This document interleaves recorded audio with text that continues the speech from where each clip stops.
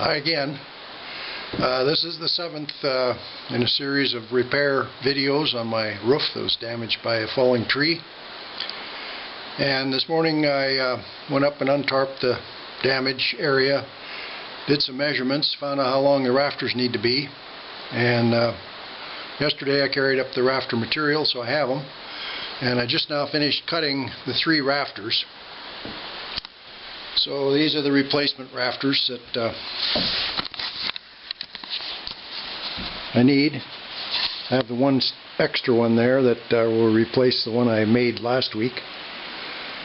And I'm going to start on the outside rafter, the one against the fascia board, because that's the most complicated, and once I put the other rafters in I won't be able to get access, I won't be able to work as easily on that rafter, so that's the first one to start with. The problem with that one is that it needs to be built up on the flange right here so that I can screw the fascia board and the rake metal into it. And I determined that I don't want to butt the rafter against the old remnant that's there. That would be too hard. So I'm going to overlap it, and what that means is that I'm going to have to taper a shim to accommodate that overlap at the bottom end, and then have it taper down to nothing, because the peak, the top of it, will be flush. So since I have to put a scab in here anyway for screw backing, I might as well rip a long shim so that it's got the right shape and then make it easy. So I'm going to have to get a 2x4 or something. I haven't quite figured out how I'm going to do that, but I need to rip a long shim and then screw it into this rafter, the first one, before I even bring it up there to install it. So that's going to take a little bit of time, and I'll start working on that now.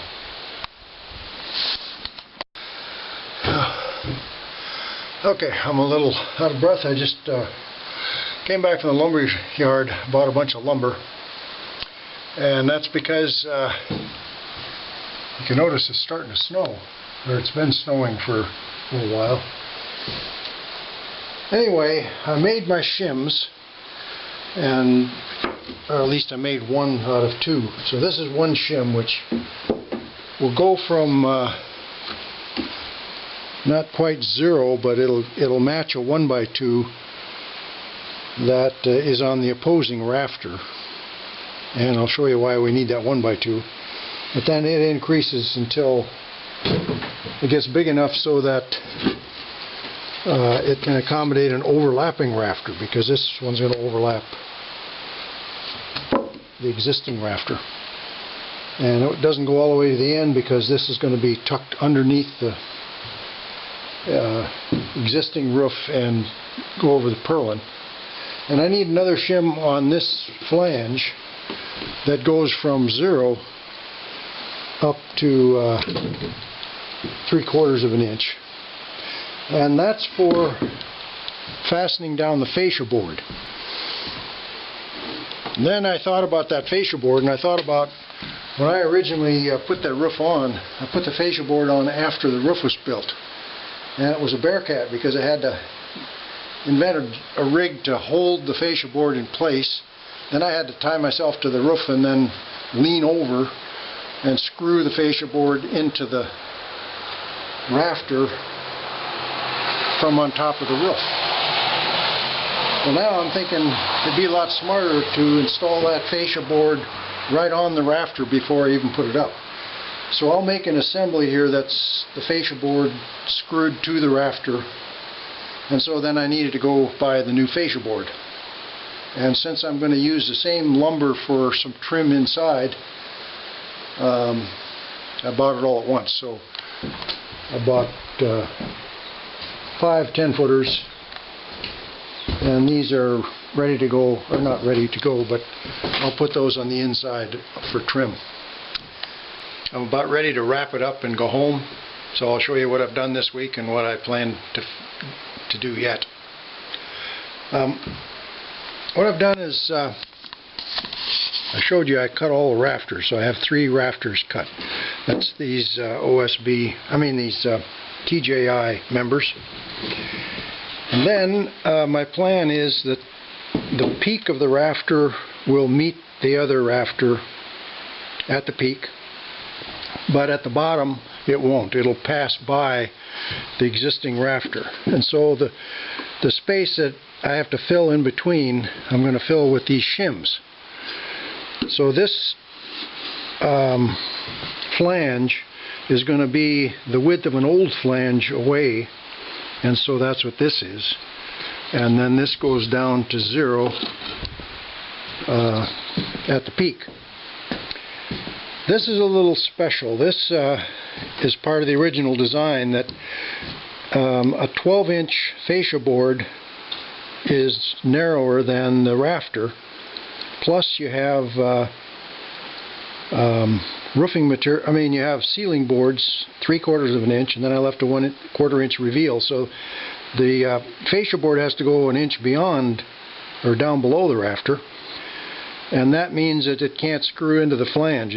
So you have to have a backing to screw into. And originally I used 1x2s, but in this case now what I have to do is this has to taper up from 1x2, actually 1x2 plus the difference in the flanges, because I got bigger flanges this time than I did last time. So from that distance up to the width of the old flange.